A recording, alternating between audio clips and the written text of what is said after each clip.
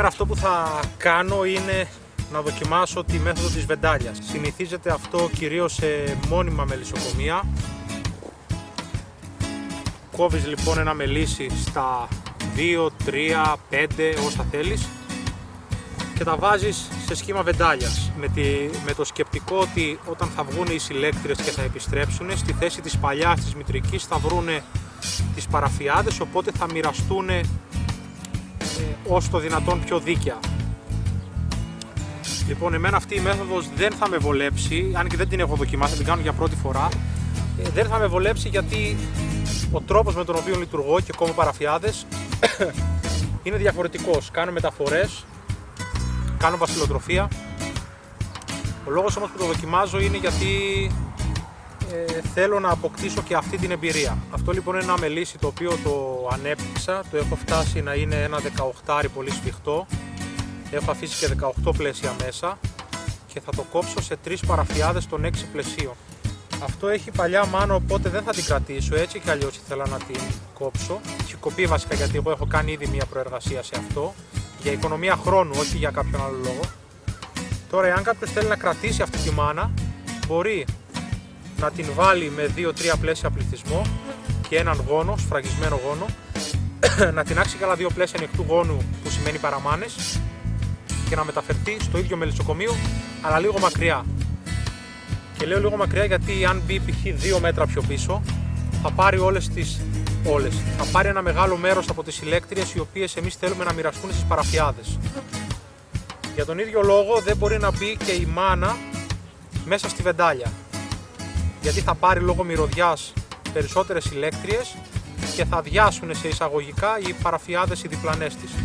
Και θα μοιράσω όσο το δυνατόν πιο δίκαια τους γόνους, τις τροφές, τις γύρες, τον πληθυσμό μέσα σε 3 κυψέλες εξάρες. Επειδή είναι αργά το απόγευμα θα δουλέψω και με γάτια, γιατί είναι πάρα πολύ επιθετικά. Δεν με έχετε συνηθίσει να δουλεύω έτσι, αλλά κάποιες φορές αναγκάζεστε.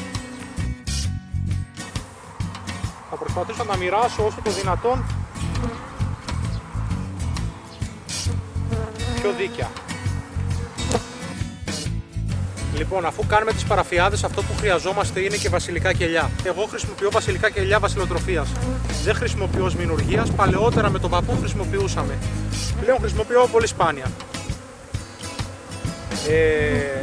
Επειδή όμως υπάρχουν και άτομα τα οποία είτε δεν μπορούν να κάνουν, είτε επειδή δεν θέλουν να κάνουν, κόψα λοιπόν με βασιλικά κελιά μηνουργίας. Έχω βρει εδώ και έχω σημειώσει 3 κελιά. Δεν αφήνω παραπάνω στις παραφιάδες για το κίνδυνο της μηνουργίας, αφήνω ένα κελί σε κάθε μία.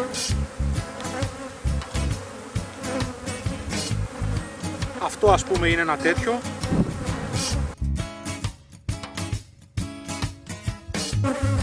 Και σε αυτό το πλαίσιο υπάρχει ένα κελί, το έχω σημειωμένο από πριν.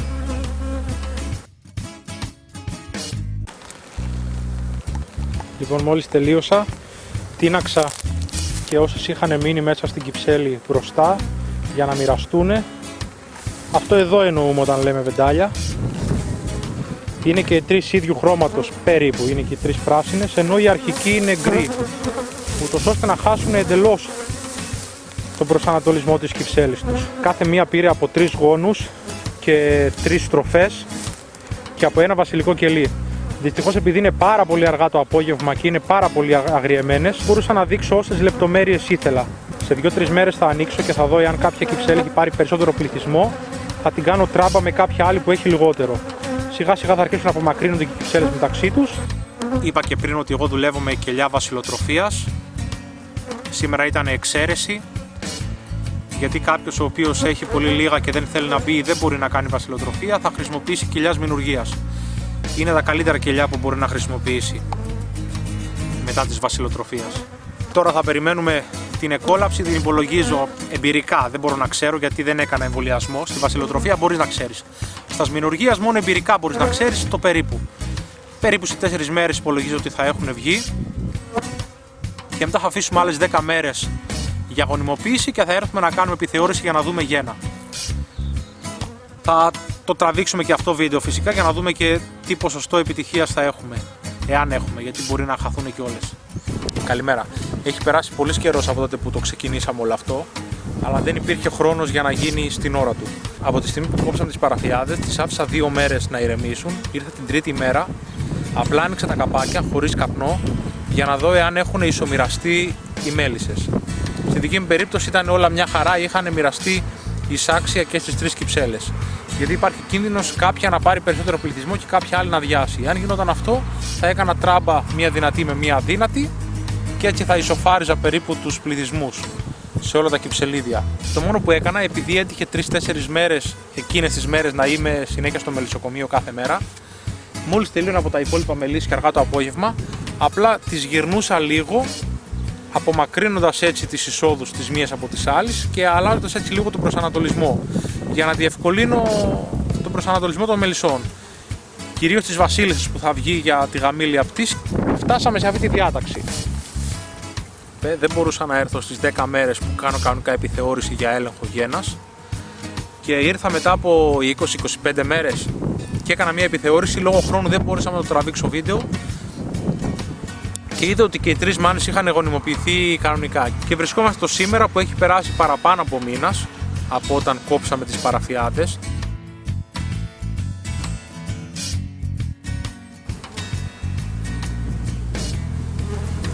Ένα πλαίσιο που έχει λίγο σφραγισμένο και αυγά και προνύμφες.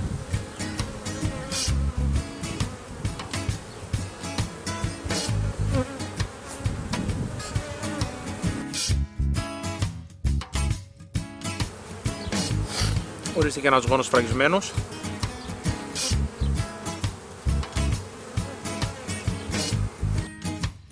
Χθες είχαμε βροχές και είναι λίγο αγριεμένα.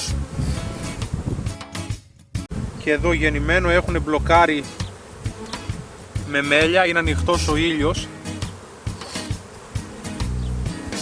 και δουλεύουν πολύ καλά.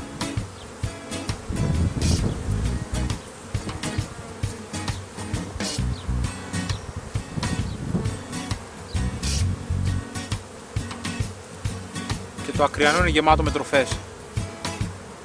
Μέλια σφραγισμένα και από αυτή τη μεριά έχει γόνο σφραγισμένο.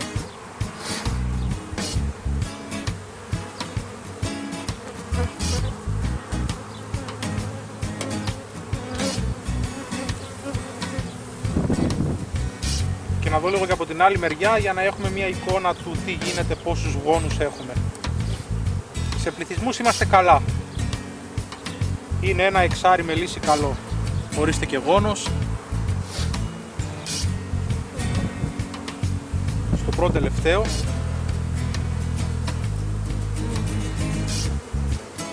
Και το τελευταίο από αυτή τη μεριά. Έχει μέλια σφραγισμένα. Και από εδώ έχει μέλια γύρες. Έχουμε λοιπόν 4,5 γόνους και είναι ένα εξάρι μελίσι. Θα είχαμε 6 στους 6, αλλά είναι πολλές οι τροφές και την έχουν μπλοκάρει. Γεμίσανε τα κρυανά με μέλι.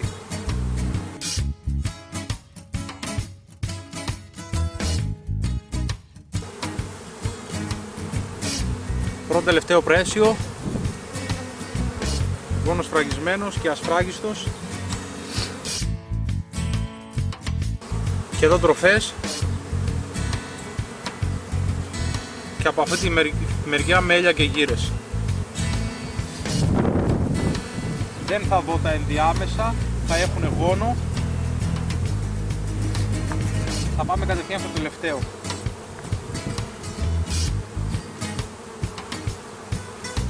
Το οποίο έχει μέλια και έχει ρίξει κάποια αυγά εδώ στο κέντρο.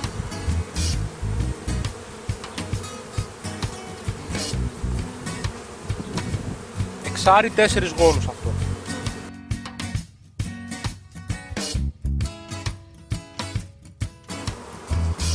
Και εδώ η ίδια εικόνα.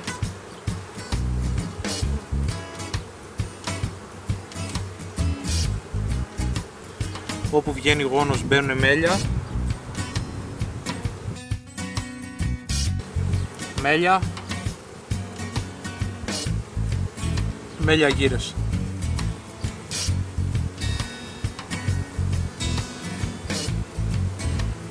Εξάρικα λοιπόν με 4 γόνους και 2 τροφές. Και έτσι ολοκληρώνεται και αυτό το project.